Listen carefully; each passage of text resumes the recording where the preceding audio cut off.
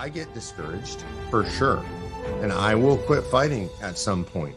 And that point is when the first shovel of dirt hits the top of my box 6 feet down.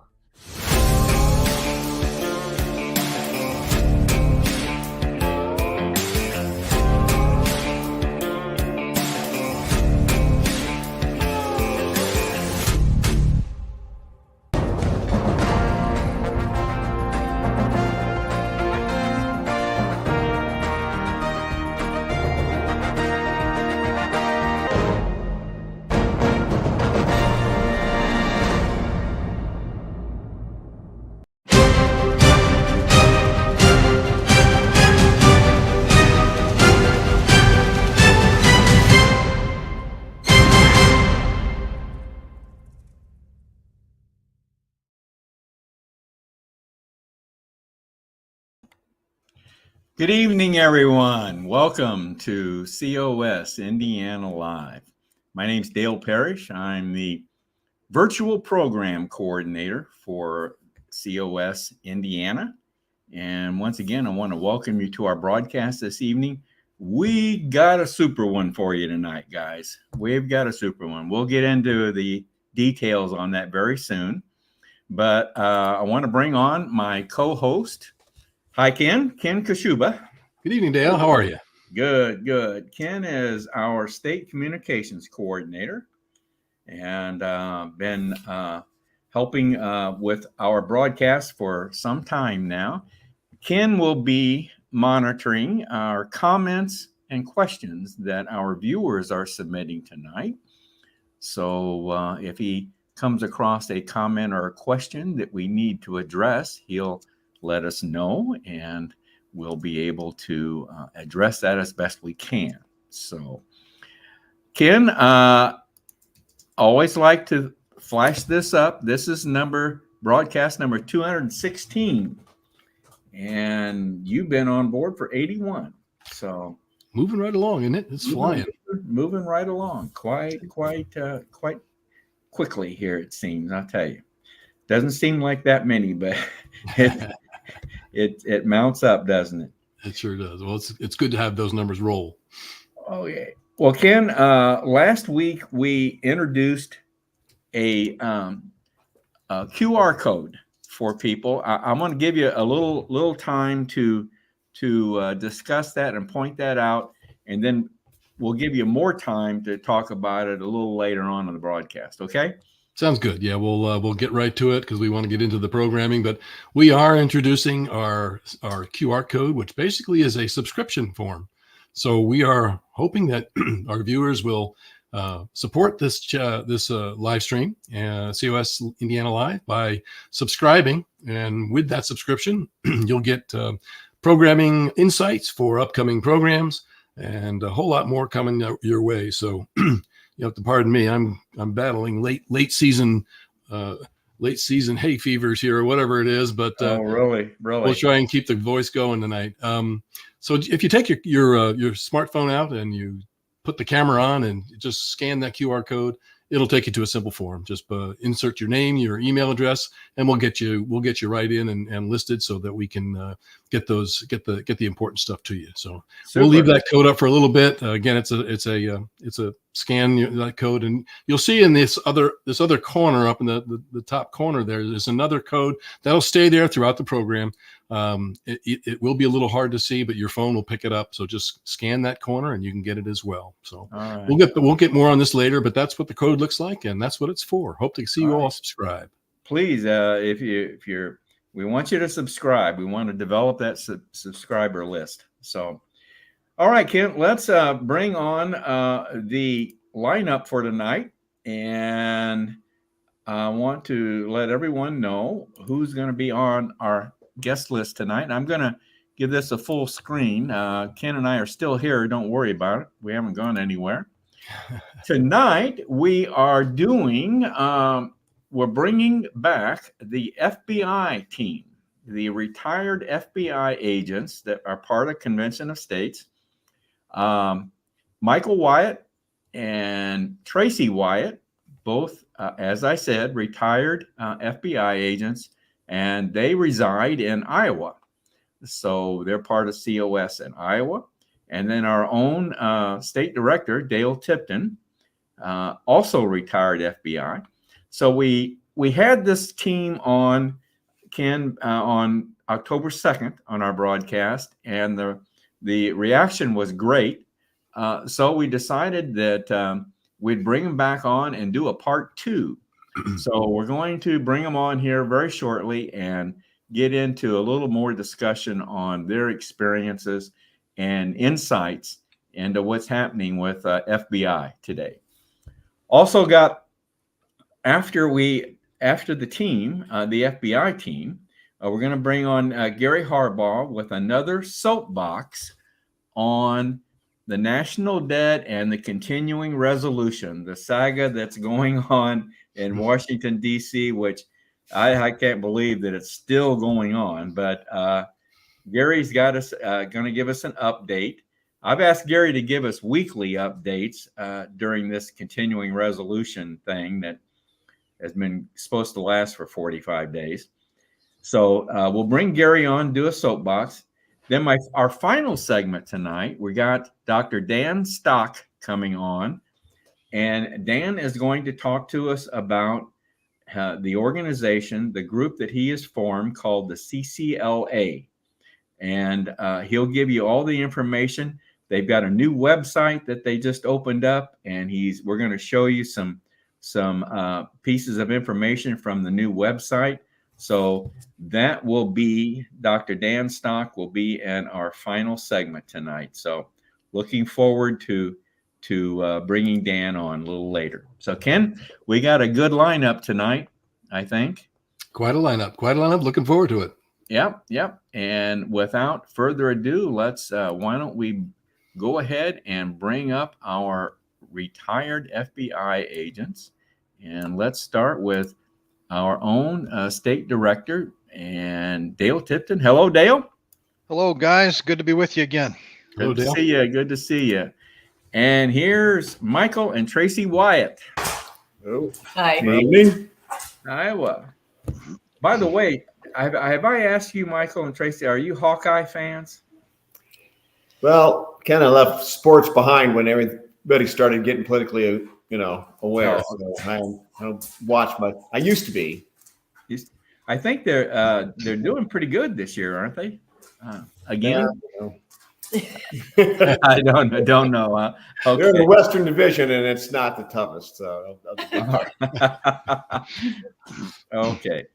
Well, I wanted to do, like I said, we had you on October 2nd, and I just want to do a real quick review of some of the highlights that you covered on October 2nd, because most of our time this evening I want us to spend on other things. So give us a quick review, Michael and Tracy, when you served in the FBI, where you were stationed, what areas did you specialize in while you were in the FBI? all right. Well, I started out in new agents training, and then went to the Denver Division in 1987, and spent 22 years then in the FBI. While I was working in the FBI, I would say 99.9% of my time was spent doing foreign counterintelligence and domestic and international terrorism. I came in a year later in 1988, they sent me back to the Denver division because evidently the government didn't want to pay for another move so soon. And I was a general criminal agent, so I worked just about all criminal violations, crimes against children, kiddie porn on the internet, public corruption, white collar crime, wire fraud, mail fraud, bank fraud, all those good things, kidnappings, bank robberies. Things that make your head spin. Yeah. Every time I hear them rattle off these things, I can't believe that people. Ken, we ought to have these three on just to talk about experiences that they had in during their career.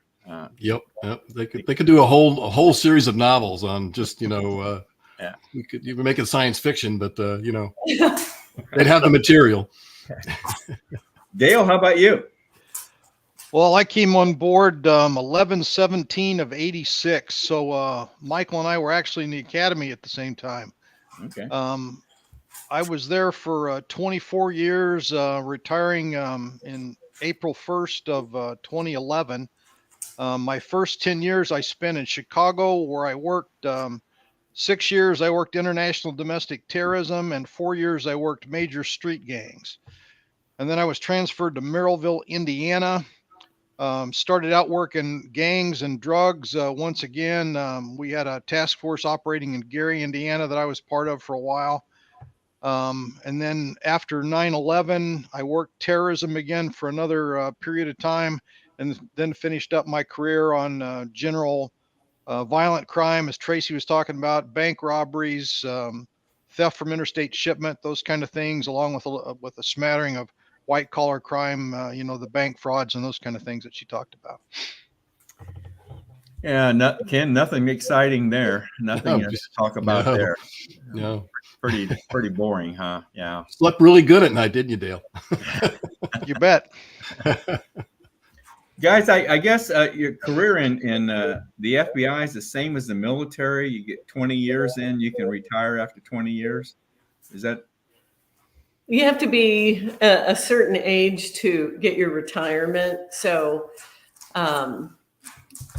that's why, and that's the whole age requirement with the FBI. It has nothing to do with whether or not you're physically able to do the job. It's you have to get a minimum 20 years in before you retire and can actually then get your retirement. So because we have a mandatory retirement age, there's a cutoff age for when you can come in so that you can get that 20 in. Oh, okay. All right. Okay. Anyway.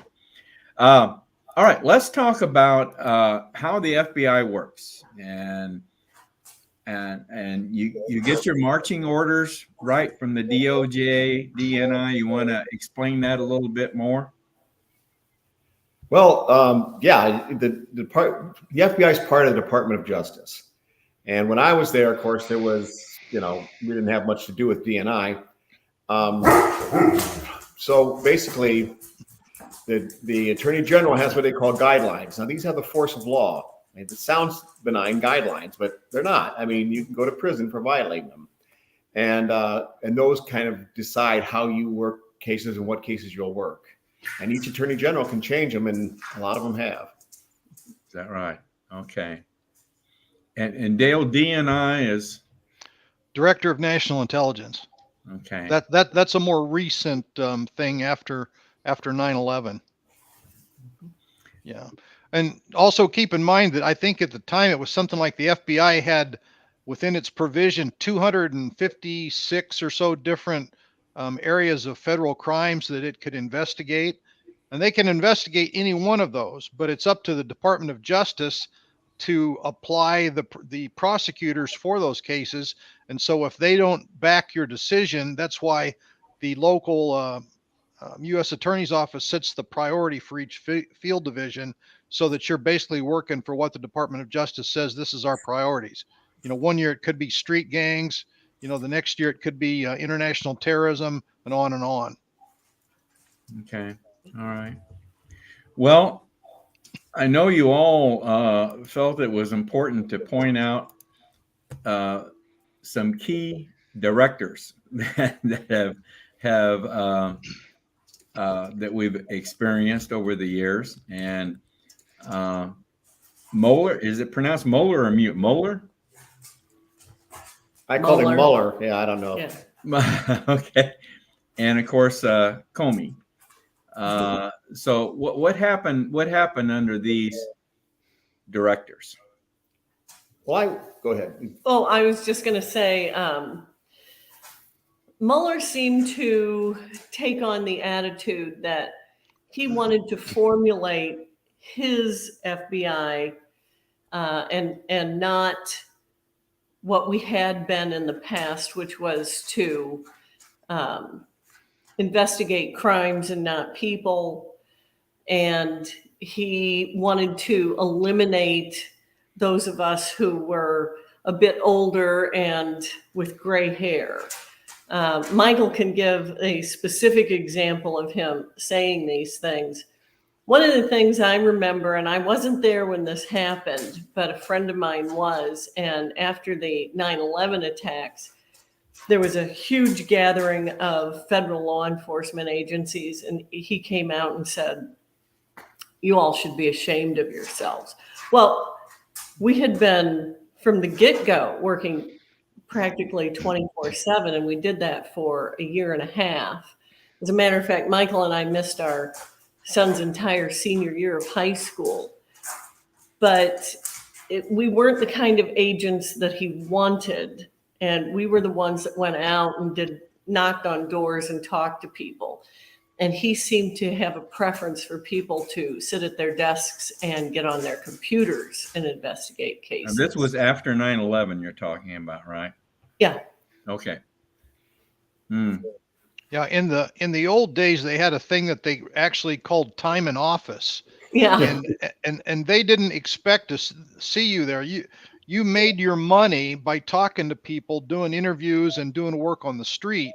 And so once you came in the morning and you did a few reports or got your day organized, they expected not to see you until maybe the end of the day where you're coming back in to finalize things. Your job was to be on the street investigating, doing what agents do. And I think with the advent of the new computer systems and whatever, and under Mr. Mueller, they got to the point that they like to look out of their supervisor's windows and they wanted to see your body sitting there to make sure that you were being productive. Now, was this at a time when social media was developing, just getting started, or where Facebook and other platforms like that, were those popular at this point in time? Well, not for me. I was gone by the time. In fact, the only reason I ever had a Facebook page was my college students insisting. They set it up and put in a lot of false information about me. But it's the only reason I have one now is because they wanted me to. Yeah, I wasn't on Facebook when I was in the bureau either. So and a lot of people, especially the older agents, we would be the ancient ones, the three of us. And now the older agents would have been the new guys when we came in. A lot of them don't have pages either. And if they do have pages, there's nothing on them. Well, what I'm getting at is what did Mueller expect you to research sitting at your computer? What was it that you were supposed to be looking at? I never did know. And I never solved a crime or found out anything about any other country or organization at my desk. Now, granted, I work counterintelligence, so I did a lot of research. I mean, I read a lot about, if you're going to investigate a country, you ought to know about the people or the threat against the United States, their culture and those sorts of things. But if you want to learn a culture, go out and talk to somebody from there. And I was thinking about this last night I was trying to think of how many thousands of hours I spent talking to Arabs and Muslims for, hours on end. And what I hear today makes no sense. I mean, if you're going to apologize, at least know the culture that you're apologizing for, and then you might not apologize. Tracy, did you were you involved in a lot of computer work in your areas? I'm thinking kiddie porn and well, and that is interesting because when I started investigating that, I didn't even know how to turn on a computer. So my learning curve was hard and fast. And I didn't even have an email address other than the bureaus at that time. Yeah. So I had to take a crash course, and luckily the email, we worked with AOL. They were the only game in town then. And they were extraordinarily helpful. But my prosecutor and I, and the DOJ prosecutor that came out, because this was only the second, my first case was only the second one in the country to go to trial. So we had a lot of tutoring about how the computer systems work. And this will age us all, if you recognize this term, how the chat rooms worked. Yeah. Chat rooms and bulletin boards. So now things have gotten a lot more technological in how those things are passed from person to person and traded and collected. Interesting. Yeah, Dale, I wanted to point out that during the conversion from Mueller to Comey, you kind of went from, the culture had started to shift, but the FBI had always been completely out of the political arena. And so Mueller started kind of inching closer to that, and Comey was the director who completely crossed the line and totally started interacting with the Washington D.C. swamp, if you want to call it that. And everything kind of started. He became a guy who in my mind was heavily influenced, by the politicians and that kind of thing that controlled Washington D.C. at the time he was there. So, well, we're leading up to. I'm going to flash this other banner up here. We're leading up to the degradation of the FBI culture. That's what we're leading up to here. But you're saying things really started. The political shift started under Comey. Is what you're saying? Yeah, I mean, and it was intensive and rapid, I would say. Okay. All right. So you've got an entirely different view than had been historical that was coming from the top down.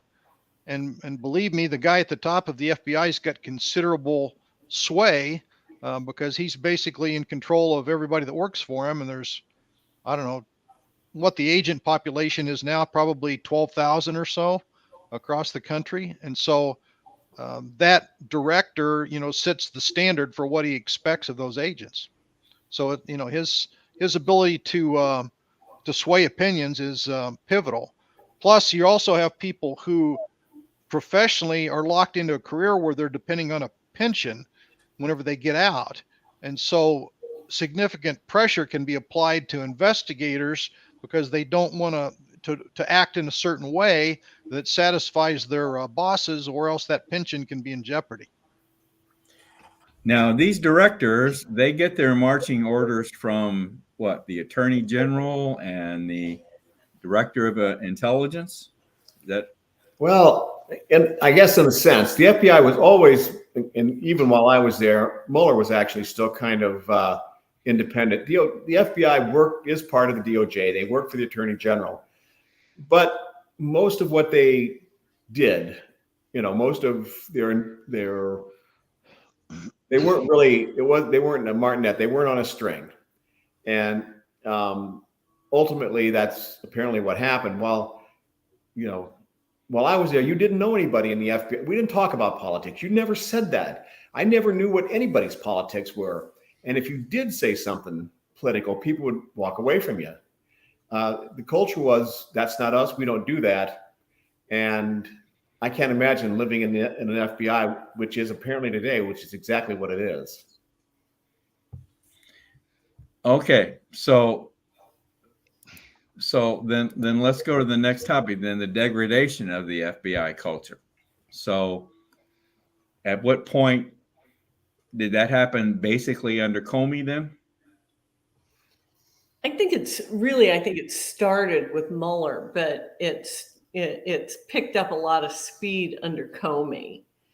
And it was before the announcement that Comey made on the 5th of July that no reasonable prosecutor would take her case.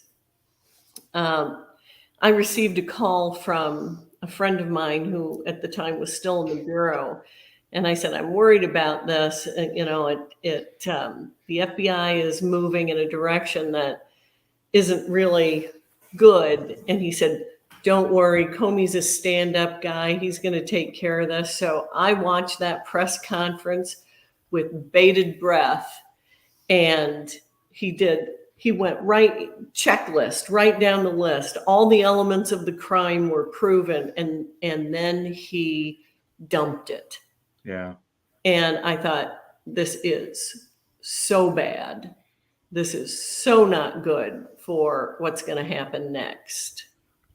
You know, I'm still amazed, given all the things that are going on today with Trump and the investigations and that nothing like that came out regarding Hillary. You know, Yeah, it's amazing, wasn't it? it is. You can see they don't try to hide it anymore. The protected class just has a flashing neon sign above them that they're protected. Amazing. Amazing. Okay. So that leads us then to this, the headquarters supervision versus the field. So Dale, you want to take us on that one? Yeah, this was kind of like through a large part of my career, the cases originated in the field. They were supervised by the field supervisor, and then there was oversight by FBI headquarters. But especially in the world of terrorism, whenever that started to be more of a priority, then things started to shift, and the actual supervision started to shift from the field to headquarters, where they would tell the field offices what they wanted them to do and when they wanted them to do it.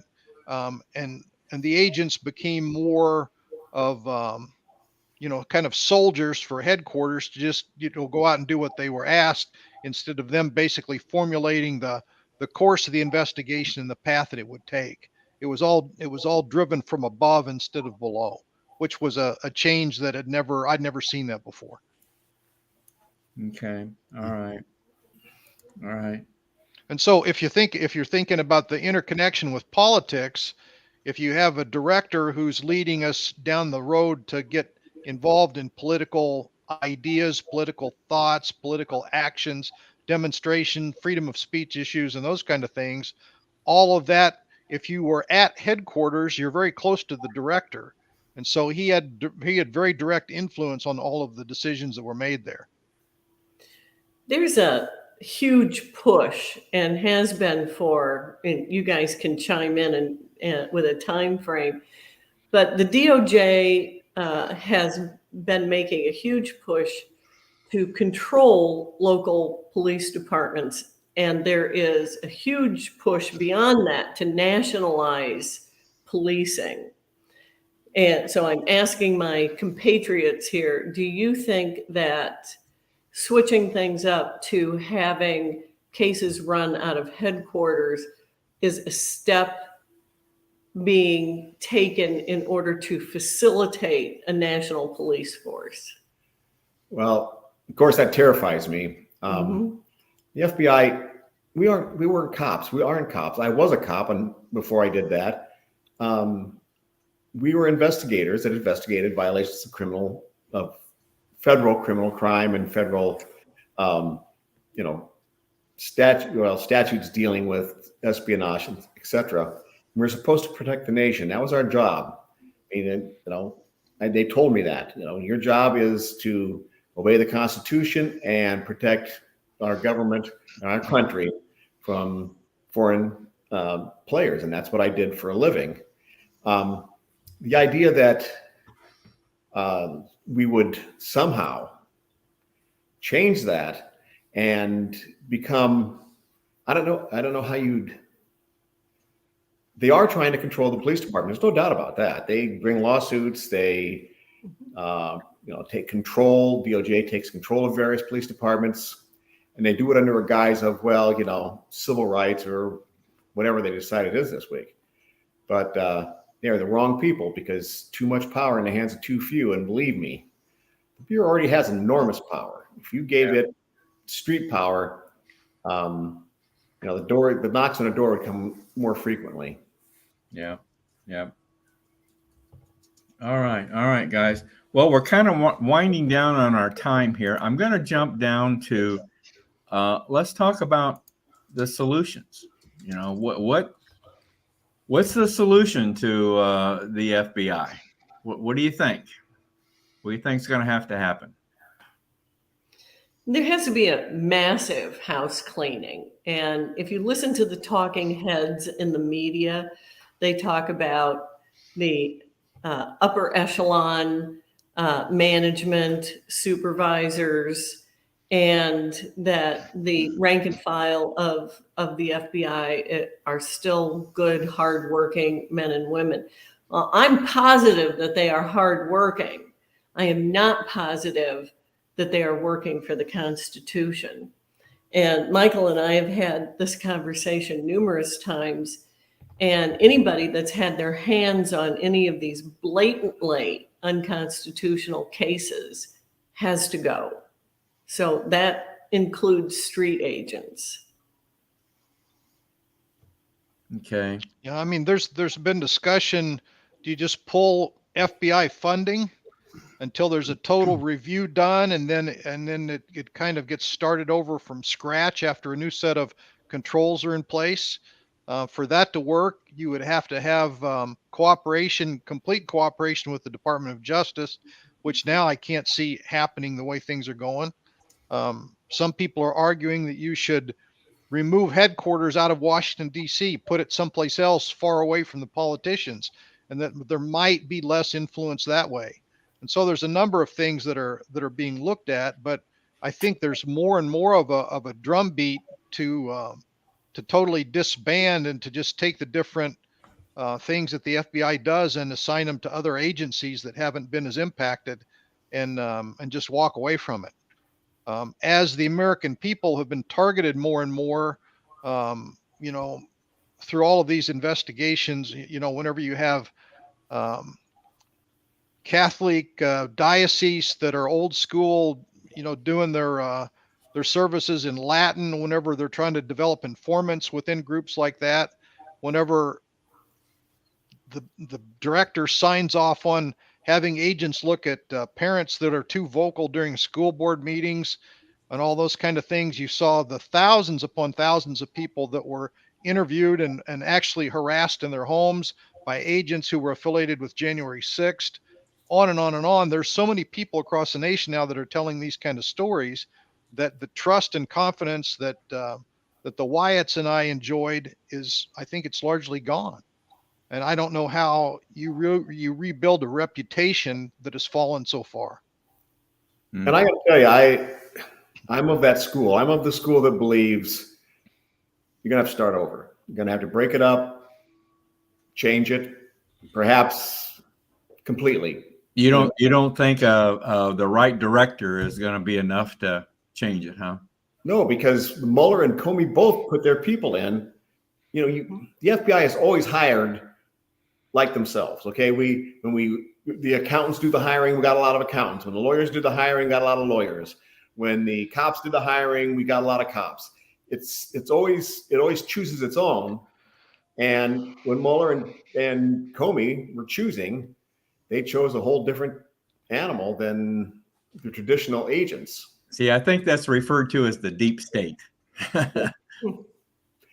Absolutely. What you're saying is the deep state is saturated with this. So, very interesting. Very interesting. How bad do you feel that the CIA has as much problems at this point as the FBI? Do you think that's leaked over into those portions of our government as well? I would say it's the other way. Having dealt with them for most of my career, I would say, they leaked over to us. They have, they've always been involved, in everybody's politics, in every nation in the world, not only ours, but everybody else's. Interesting. Yeah. Well, guys, we're out of time. I want to thank you again for coming on. Maybe we ought to, Ken, maybe we ought to plan a part 3, huh? We could go on this. We could do quite a bit on this. Yeah, a whole series. We could. Yep. We just might do a part 3. But anyway, Michael, Tracy, thank you very much for joining us again this evening. The dogs were pretty good. We're very good tonight. Yeah, they were sleeping now. And Dale, of course, you're always welcome, and you'll be on many times going forward. So thanks again to the 3 of you for joining us this evening. Have a good evening. Thank you. Yep. You Thanks too. for having us. That was a good one, Ken. Another good one. It's always interesting. Yep. Always talking to people from that side of things. Sure. Yep. Well, Gives us- let's I'm sorry. I said it gives us lay people a little more insight. Let's bring Gary Harbaugh on. Gary's got a recording of an update on the continuing resolution. This is very good, I think. I think everybody's going to enjoy this. And then after Gary's video, then I'll give you a couple minutes to talk about the QR code. So Sounds okay. good. All righty.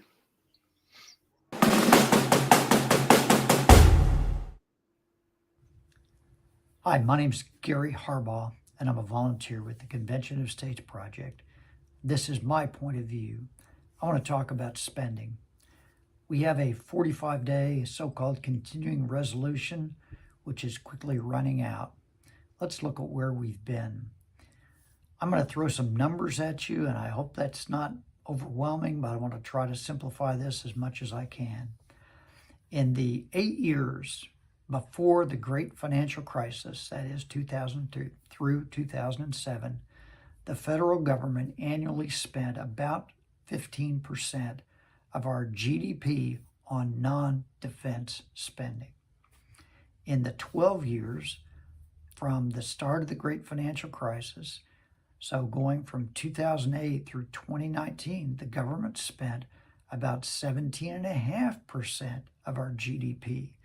That is about a 15% increase over what the spending had been before the great financial crisis.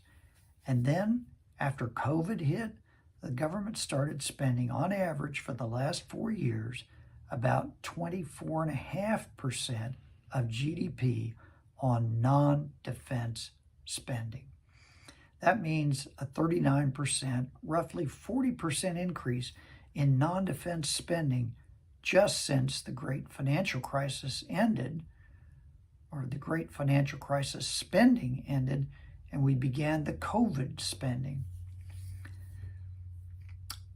Why has this happened? Is this because we, the people, have demanded all this spending? No. Do we have government of the people, by the people, and for the people? No. We have a government of the DC swamp, by the DC swamp critters, and for the benefit of the donor class. We, the people, have lost control of our government. And if we want to get it back, the only way for us to do so is with a convention for proposing amendments. We have to slap down the federal government and put limits on how much the federal government can spend each year. We need to send a bunch of those DC swamp critters home with term limits, and we need to put limits on the exercise of federal power, put it back within the confines of what the Constitution intended it to be. Ladies and gentlemen, my name's Gary. That's my point of view, and I hope you will join me in supporting a convention for proposing amendments to our Constitution.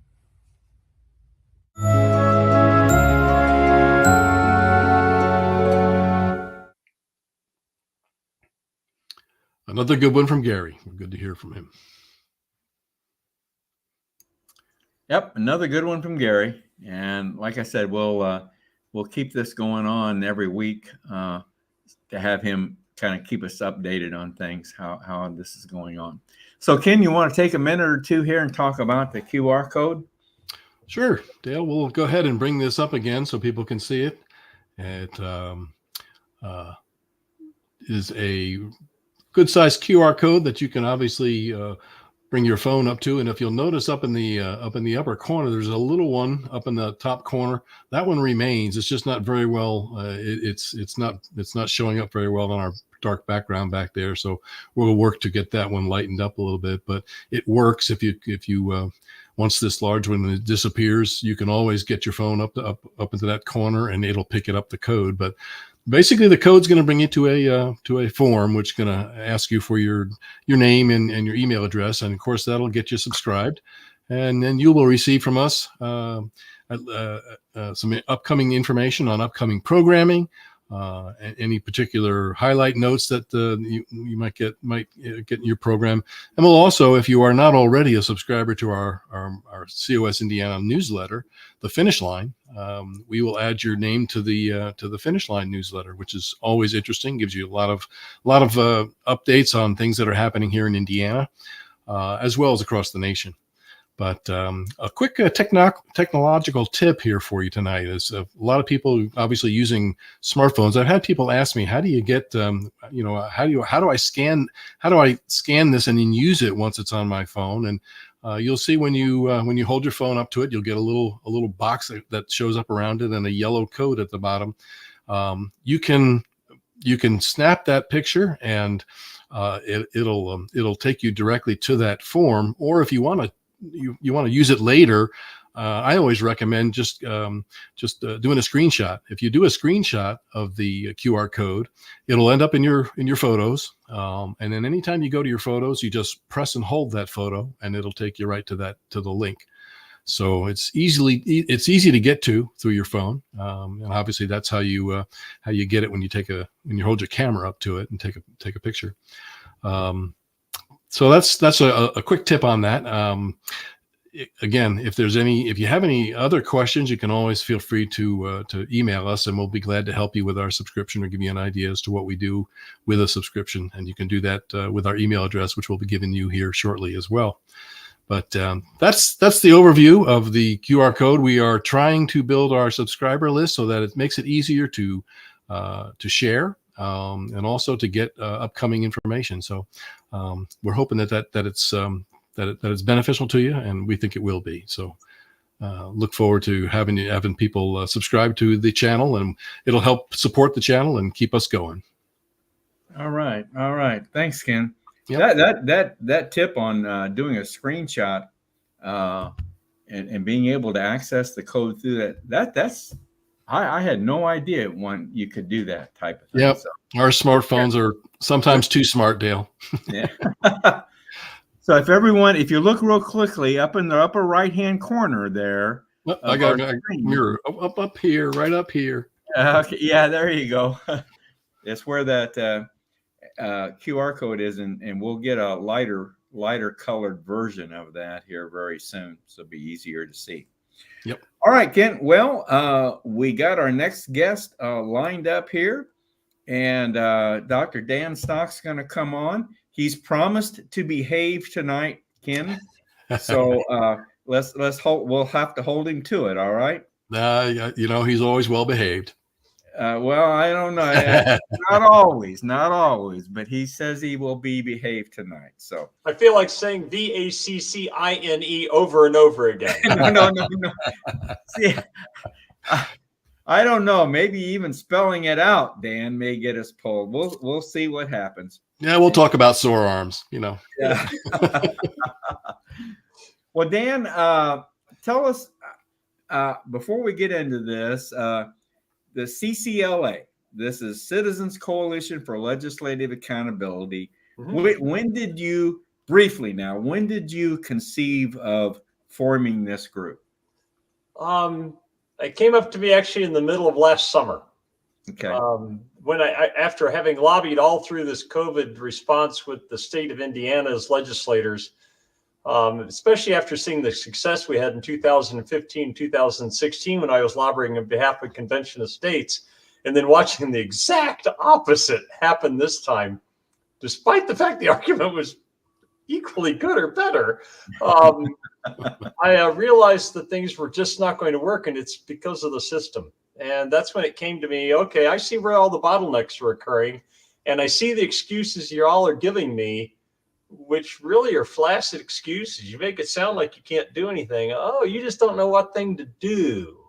That's when it came up to me. It was shortly after that I heard that the Freedom Caucus was laying it on Speaker McCarthy for some of the same changes. And I realized, I'm not in this by myself. There's other people who are seeing what I'm seeing and want this. If you're following Washington, D.C., what's happening there, that's very, very similar. Yes, very similar. Yeah. Well, I know you got a new website up, and we're going to bring it up here. And here's the address of it, fixmylegislature.com. We'll show this again after we talk a while here, but that's the new website, and I'm going to bring it up right now so everyone can see it.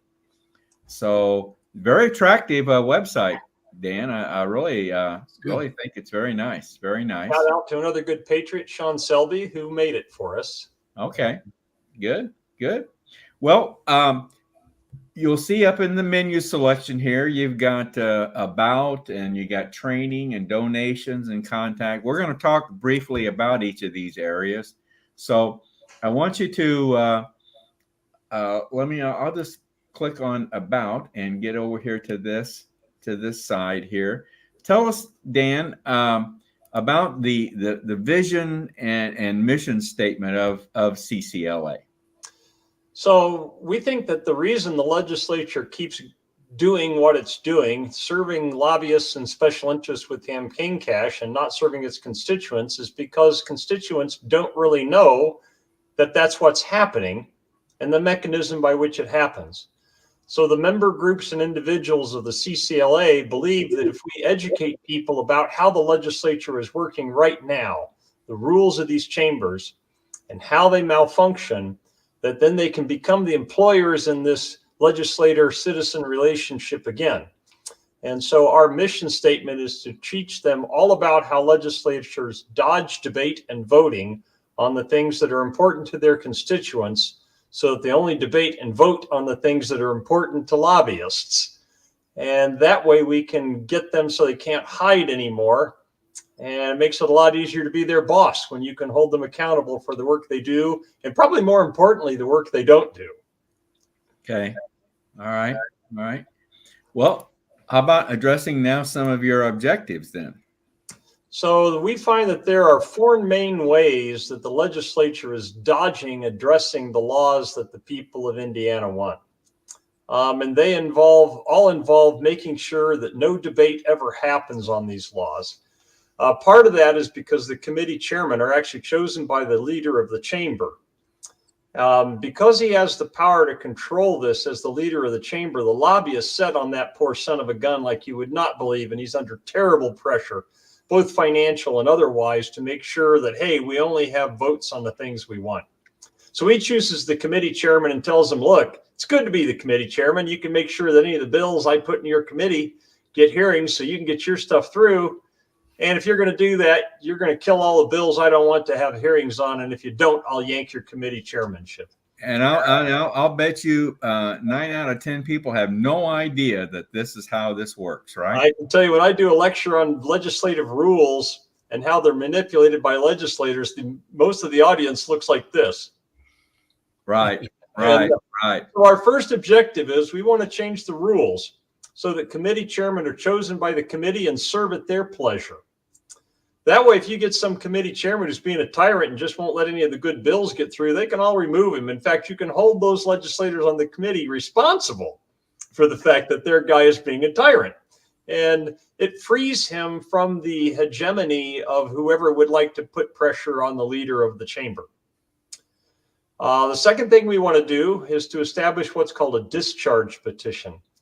And what that means is when somebody files a bill, he files a discharge petition, and if 40% of the legislators, either on the committee it's assigned to or in the whole chamber itself, sign the discharge petition, then the bill gets a hearing. And it doesn't matter what the committee chairman wants to do. And that way the leader and the committee chairman can always be overcome. And probably even more importantly, it allows us to find out where our legislature really stood on that debate. because we can call him up and say, hey, you know, I got this bill filed that's really doing what we want. I want to see your name on that discharge petition. And if I don't see it on there, I know you really didn't support this for me. The last way they get these things killed that becomes very significant is they'll have a vote that they don't actually do a roll call vote on. So in these chambers, it's very common that they'll make a decision by a voice vote. And what that basically means is say how many people say aye, and everybody says aye, and the other guys say nay. And the leader of the chamber says, you know, I think that was nay. We're going to just kill that bill. But nobody actually has to put their name on how they voted. Now, you can overcome that. You can actually demand that the leader have a roll call vote. But as soon as you do that, you have just lined yourself up in his crosshairs, and you can guarantee the lobbyist is coming after you with somebody in the primary. He'll kill all the other bills that you want that you would have used to tell your constituents how you were supporting them. So we want to actually make a rule change that says, you know what? All bill actions, any actions on a bill, whether it's to table it, send it to study committee, or reject it, or accept it, whatever, they're all roll call votes. There you go. Nobody gets a choice on this. You're all going to put your names on it. So if you vote to kill this bill, we'll know it. And you can't hide behind the leader of the chamber because that happened. Very good. Similarly, the last thing they use to kill off debate on something they don't want to do is called the procedural objection, which means you can have one really good legislator go in there and file this amendment or file this this change to a bill that he wants to do. And when they're getting ready to debate that language, somebody stands up and says, I object to that. And he can object on a lot of grounds. He can say it's not germane. He can say we've got another bill with that same language pending somewhere else. They can use lots of reasons not to debate this thing and vote on it. And right now, when he objects, that decision is made by the leader of the chamber. And he usually decides we're not going to debate on this, and that means we're not going to vote. You can't see how they actually felt about the issue and hold them accountable. Now, again, you can overcome the leader. You can say, well, I challenge the ruling. We're going to have a vote on that. There you are in the crosshairs again. You can guarantee you're going to get torn up because you did that. So instead, our last change that we want is a rule change that says, hey, if somebody makes a procedural objection, it is immediately voted on by a roll call vote of the entire chamber or the entire committee. So if you're going to kill it on a rule change, we're going to see that you killed it on a procedural objection. We're going to see you killed it on a procedural objection. You're going to own what you did. And we think with these 4 changes, it's going to be harder for legislators to avoid debating and accountability for how they voted on those different issues. And we're hoping that what they're going to do is look at the lobbyists and say, you know what? You may be scary, but my constituents are even scarier. They can follow me now. Well, it's greater transparency. It's greater transparency. It's yeah. Kind of hard to argue against it. You know, for somebody who says, you know, I'm not a tyrant, but I just don't want to be accountable. Yeah, it's kind of hard to say those two things in the same breath. You know, doesn't work. Okay, let's jump over to training. I know you got a few things going on here in training, but I know you got plans for more. You want to comment on that? Yeah, we've got a really long lecture that I did down in the Evansville area that kind of goes through the details of why we want these things to occur and how our legislators, even the sincere ones, are unfortunately doing this many times because they haven't thought about the alternative. It's a little bit lengthy, and we know some people can't get through that much Dan Stock experience and still be awake. That's not. So, very shortly, we're going to have short 3 or 4 minute videos where you break it up into bite-sized pieces where you can learn, hey, what's first, second, and third reading? What's the conference committee? What's a procedural objection? And what's the rule on that now? Why do we need the change? And that way people can kind of eat the elephant bite at a time and not have to swallow the whole thing at once. Education. Excellent. All right. Let's talk about donations. I know you got some, well, you got a page here, but it's not active, right? So myself and the executive secretary of the CCLA, which is my beautiful wife, Elizabeth, are working on getting that part done this week. And then at that point, people will be able to make donations, which right now they're used primarily to just pay off our very limited expenses. I like everybody to know that all of the officers of the CCLA are entirely volunteer. None of us are paid anything. Don't you get a big salary on this? Aren't you? Well, I mean, it's a great big zero. Yeah. The same as Ken and I. I kind of like it that way because it's kind of Yeah. hard for somebody to claim we've got a conflict of interest in the CCLA when nobody can financially influence us. Right. It kind of keeps me grounded to the board and what the board of the CCLA wants. But those donations will be used to defray travel expenses, the costs of keeping the website up. And if we eventually get to it, my hope is that one day we'll have a big enough that we can start helping candidates, because we're a nonprofit, and we're allowed to promote candidates, but we may be able to actually at one point be able to help them find financing, maybe not through us, but through somebody else. But right now, it's primarily for our expenses. It won't be a lot. The one thing you can always guarantee is if you make a donation, that it's not going to be going to any salary. But we do need to be able to buy shirts and T-shirts to promote the cause. We want buttons like we use for the Convention of States so that everybody can see how important this is and how much support that it's getting. All right. I can see the Wyatt dog has made it to your house too, I guess. Daisy, come on, baby girl. Just voicing her support. That's all. That's right. She's an avid supporter of the CCLA. There you go. There you go. Okay, let's wrap it up here on contacting. What would you like people to do? Well, we have groups that are members that serve on the board of the CCLA. There are many individuals who are contacting us saying, hey, I want to participate in these email campaigns and text campaigns when we start telling the legislators what we're demanding and why we're demanding it and how intelligent we've become about what they're doing.